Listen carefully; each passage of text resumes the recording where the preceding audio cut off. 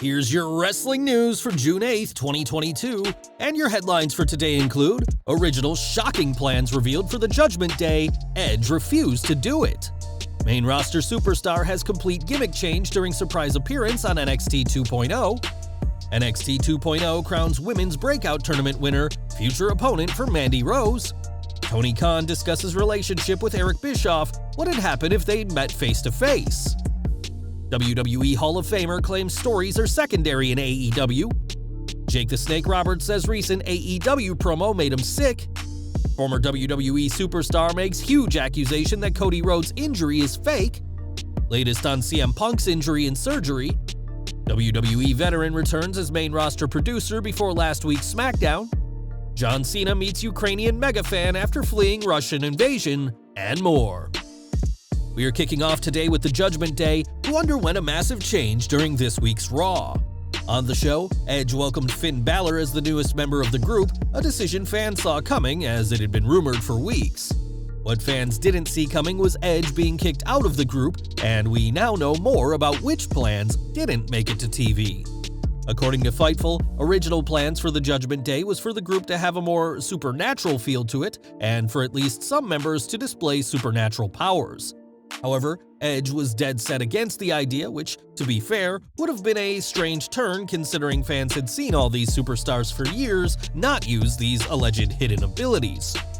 The report adds that WWE had plans for Balor to join the group days before Hell in a Cell, but there was no mention of Edge leaving the group until what unfolded on Raw. It'll be interesting to see if the Judgment Day develop the powers Edge was so against, but hidden abilities or not, the stable shows no signs of slowing down. Over to NXT 2.0 now as Braun Breaker retained his NXT Championship against Joe Gacy at In Your House and now has an interesting new challenger from the main roster. On last night's episode of NXT 2.0, Breaker asked his next challenger to come out, and his call was answered by Apollo Crews, who earned a thunderous ovation from the fans. Crews appeared without Commander Aziz and has seemingly turned babyface, dropping his Nigerian accent, and praised Breaker's run as champion. The former United States and Intercontinental Champion said that he'll be in NXT for as long as he wants to be, which given his track record on the main roster as of late, may not be a bad idea. Before coming to the main roster, Crews was considered a possible future star in NXT and had title opportunities not long after his debut in 2015. So time will tell what kind of success the acrobatic powerhouse has now that he's in NXT 2.0. This week's episode also saw the finals of the first ever Women's Breakout Tournament, which saw relative newcomer Roxanne Perez win the whole thing. Perez, formerly Roxy, defeated Tiffany Stratton in the finals to win and celebrated after the match with Cora Jade. Their celebration was short-lived as they were confronted by Toxic Attraction, but Indy Hartwell emerged to even the odds. By winning the tournament, Perez has earned herself a shot at the NXT Women's Championship, which is currently being held by Mandy Rose, as this week's win may just be the first of many for the young superstar. Over to AEW as Eric Bischoff has been very critical of the company as of late, claiming that CM Punk hasn't been worth the investment Tony Khan has made in him. Bischoff argued that while Punk popped the ratings when he debuted, the numbers have returned to where they were, and sometimes even worse than what they looked like prior to his arrival last August. This has led to some harsh words between Bischoff, Punk, and Tony Khan, but it appears the latter is at least able to be civil, if not move on from what's been said. Speaking on the Corner podcast, Khan discussed Bischoff and said that he hasn't ever said anything bad about him, and that if they met up later that day, they'd probably shake hands. Addressing Bischoff's comments about Punk, the AEW president said that they were not fair and said that Eazy-E is talking about their ratings and financials without understanding either. Bischoff's mantra has always been controversy creates cash, and his comments about AEW have certainly been controversial, but Tony Khan is positive that the pair would be fine working together in the future if the opportunity arose. Khan may be ready to move on from the issues with Bischoff, but the former WCW magnate still has some comments left to make about AEW. This week, Bischoff spoke on his Strictly Business podcast and hit out against AEW, claiming that the stories told by the company are secondary.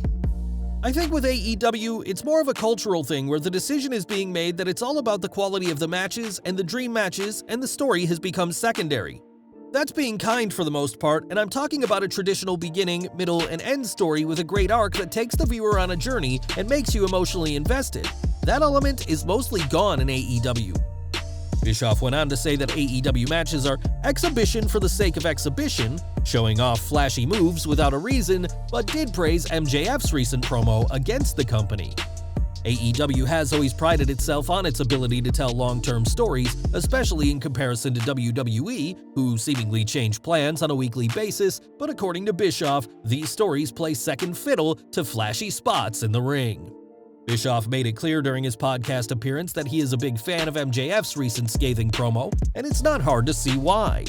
Claiming that Tony Khan would treat him better if he was a former WWE superstar, MJF even went so far as to beg the AEW president to fire him in a controversial promo that won over the WWE Hall of Famer. MJF may have earned praise from wrestlers and even Bischoff, but one person who didn't appreciate what he had to say is WWE Hall of Famer and fellow AEW performer Jake the Snake Roberts. On the latest episode of his DDP Snake Pit podcast, Jake said the promo made me sick, adding that he'd like to see what the locker room's reactions were at the time. MJF's promo is just the latest controversy associated with the Salt of the Earth, and Roberts added that he couldn't believe MJF no-showed a meet and greet prior to Double or Nothing. MJF's success in AEW is unquestionable, but he clearly feels underappreciated by the company, and while many loved his infamous promo last week, at least one legend of the ring wasn't a fan. At Hell in a Cell 2022, Cody Rhodes proved just how tough he is, fighting Seth Rollins inside the barbaric structure with a torn pectoral muscle. Rhodes has earned the respect of fans and wrestlers alike for his tenacity and dedication, but there are some who aren't entirely sold on the American Nightmare.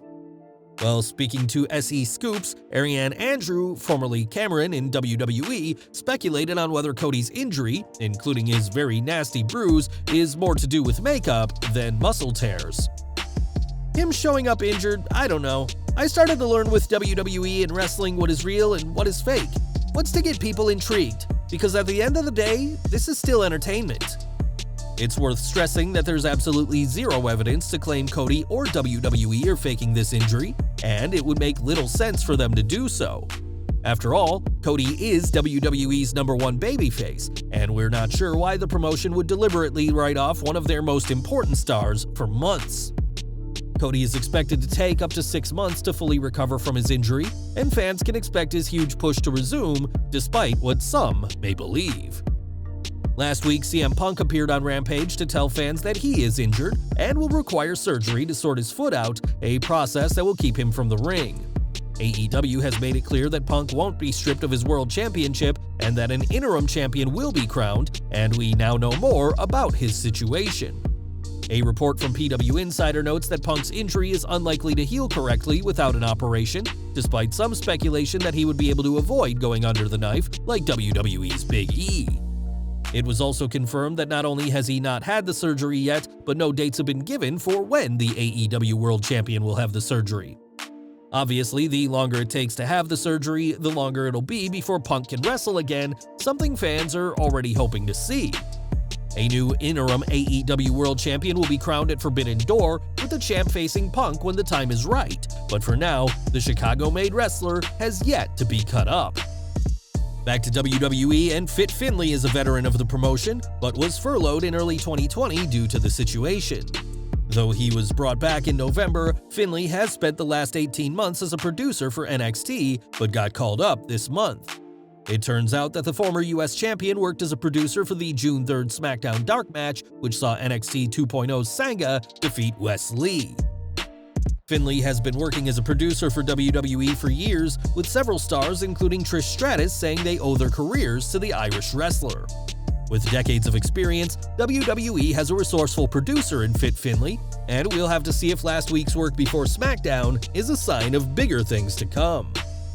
And we're ending today with John Cena, who has always gone above and beyond for his fans, and this week, the former WWE World Champion met with one special member of the WWE Universe. After Russia's invasion, Misha Rohosin escaped the Ukrainian city of Mariupol to find safety in the Netherlands, a task made even more challenging by his Down syndrome. A story in the Wall Street Journal has revealed that after Misha's mother tried to help her son, promising he'd one day meet Cena, Big Match John delivered on that promise, making the journey to the Netherlands to do just that. Misha's mother told the Wall Street Journal that it was the first time she had seen her nonverbal son smile since leaving Ukraine, and the young fan was decked out in John Cena merchandise. Even now, years after his full-time career has ended, Cena continues to be an inspiration to others, and this week goes to show why he was the face of WWE for so long. Well guys, that's our news for today. Please share your comments below.